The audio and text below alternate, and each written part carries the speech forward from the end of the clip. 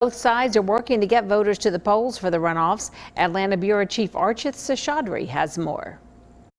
Political pundits say Georgia's shifting demographics is why the state flipped blue for the presidential race, the first time in 28 years. We saw a large number of first-time voters or voters who didn't vote in the last presidential election participate this year. We also saw a large number of white voters turn out to vote, many of them leaning Republican in Georgia, and that's one reason why Georgia is such a close state. There's a huge divide in Georgia right now between essentially Metro Atlanta and small town rural Georgia, everything pretty much outside Metro Atlanta, except for a few pockets of Democratic strength in some of the smaller metro areas. A new Emory study shows that around 60% of Georgia voters are white. One reason why we've seen Georgia shifting in the, more of a swing state and even becoming a slightly leaning Democratic state in recent elections is the demographic shift we're seeing throughout the state, but especially in the Atlanta metro area. Large influx of individuals from outside of the state, also changing demographics in terms of the growing Latinx and Asian American populations and some growth in the African American population. Stacey Abrams says her group, Fair Fight Action,